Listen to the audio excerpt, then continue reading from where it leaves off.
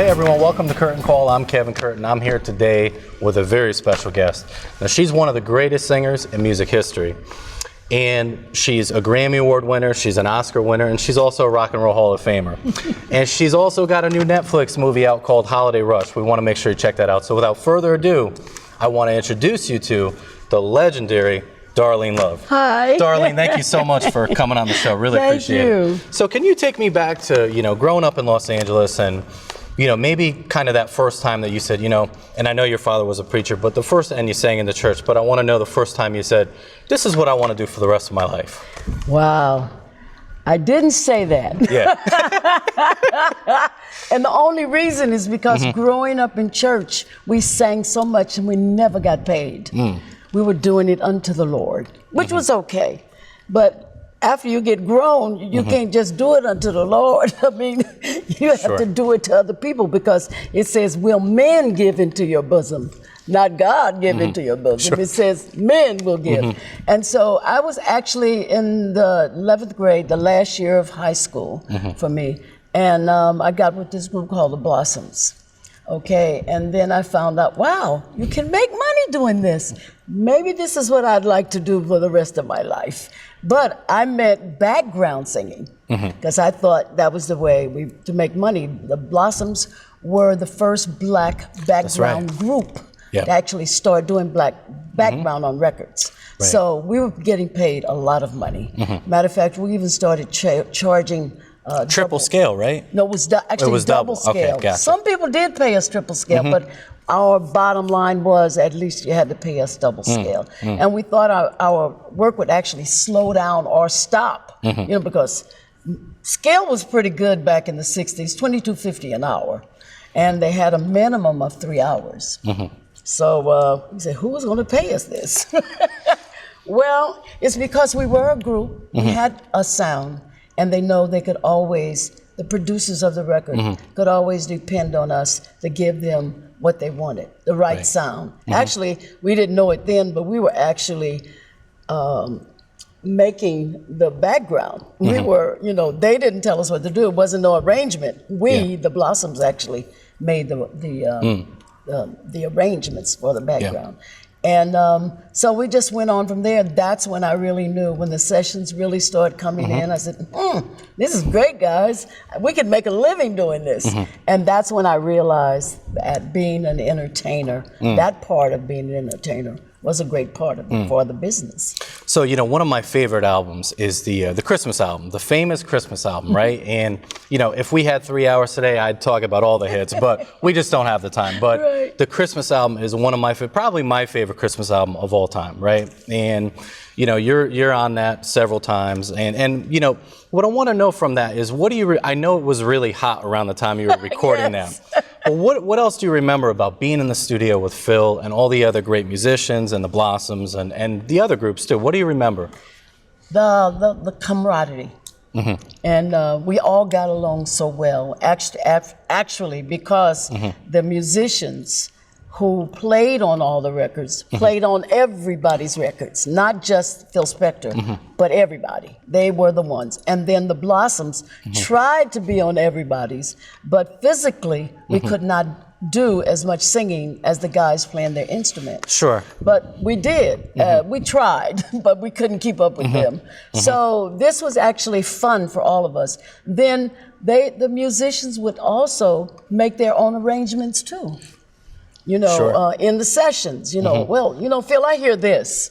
Or, I think we ought to do this. So, and then the Blossoms was back there in the background saying the same things. And you guys produced your own vocals too, right? A lot of your own, and arranged a lot of your own. Yes, we did. And at that time, I didn't even realize that I really could sing lead, because I would do what they call runs at the end of the records and make those things up. But then Phil Spector is the one that really brought my voice out, that I could be a lead singer.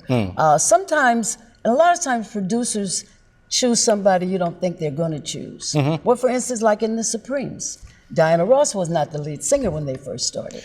But she has that voice. That's we call it the selling voice. Sure. And that's what happened with me out of the Blossoms, because I was not the lead singer when I first got with the Blossoms. Interesting. One of the other girls, Fanita James, was the lead singer of our group. But Phil heard something in my voice that wasn't in the other girl's voice, and he chose me actually to sing the lead on most all of the songs. Now, I know a lot of people, we always talk about the hits that weren't your hits, but they are your hits, obviously. But I want to talk about a couple of the songs that were your songs, because we see a lot of interviews and it's always talking about those songs. But can you tell me a little bit about A Fine, Fine Boy, and also Today I Met the Boy I'm Gonna Marry? I love those songs. They're some of my favorites. Any special memories of recording those?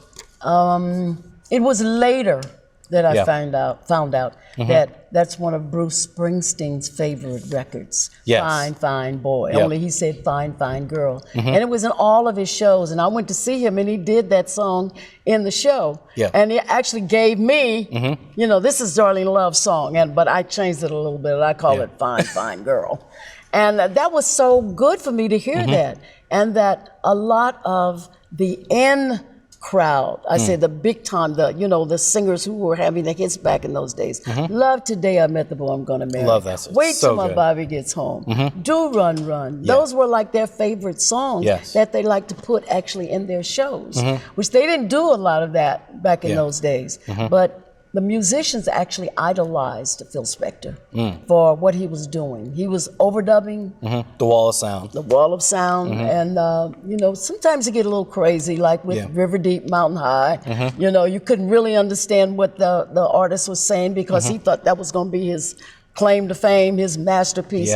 But fortunately and unfortunately, fortunately for me, his claim to fame was that Christmas album. That's right. Because he was the first producer to do a rock and roll Christmas album. People were putting out singles, but they weren't doing albums yet. Right.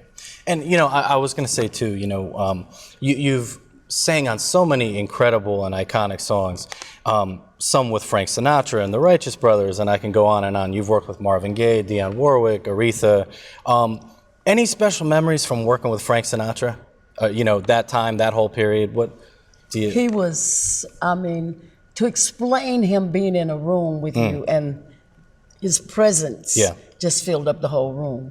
We met him because we were working with Nancy. With Nancy, right. And he came in one day to our rehearsal and we weren't paying any attention to who was in, but all of a sudden you could feel something just happened. And what was that? And it was Frank walking in. Really? It was like, and he was so much fun.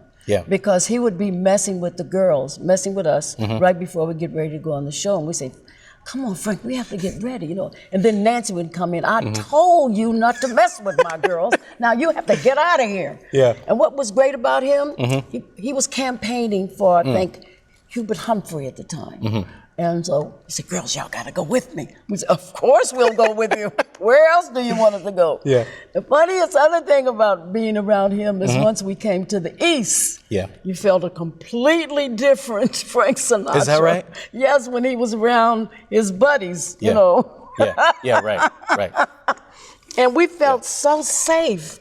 We felt like, we could really do anything we wanted to do right now. And we would be in the arms of protection. It was more than anybody else that I worked with him. I felt his spirit. And you also had a special connection with Elvis. I mean, if you want to get into the story, but I understand you were in a trailer with Elvis at one point. And because I did see an interview where you talked about that. And he liked it. He more than liked you, right? So being born and raised in the South, black and white didn't really mix. He told me one time that on Sunday nights he used to go to black churches and listen outside the window how they were singing, and he really did enjoy it.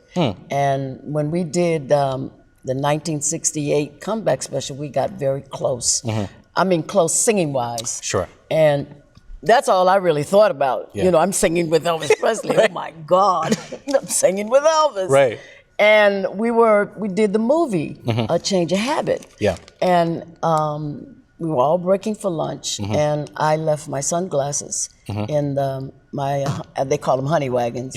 And I went to get them and came back, and I passed by Elvis's trailer, and he said, Miss Love, come on in here, I want to talk to you. And I went like, okay.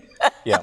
I was very, very, very nervous. And he did sort of say in a really nice man way that, you know, he would really be interested in having a little whatever with me. Right.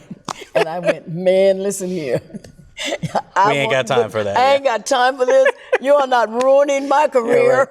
Yeah. No. And after that, we used to laugh about it all the time. And that is really, it was amazing because that's really as far as it went. Because I was really concerned about what everybody would say, what they would do. And at that time, it was not that great to be doing things like that. But you could sing together. And I wanted to have that kind of relationship with Elvis, which he was gospel, which was wonderful. Incredible. When you look back at everything, and we still have a lot more time left moving forward here, but what does it all mean to you when you look back on your career and all your accomplishments? What does it mean to you? You know, when I got inducted into the Rock and Roll Hall of Fame, and your peers is the ones who vote for you, not your fans or your peers. And I said to myself, when I look back, it's like, how amazing is this? It really is. What you have done over 50 years, and your peers say, you're really good at what you do. You're blessed. Yes, very blessed. Yes. Very. Well, listen, I want to wrap with, you know, we want to thank you on behalf of all the fans all over the world. We want to thank you for just, you know, all the great music that you've, you know, given us throughout the years. You know, we thank you and we love you, and thank you for doing this today. We really appreciate it. Thank you. Okay. I love this. Thank you so much, Darlene. Thank you. Appreciate it.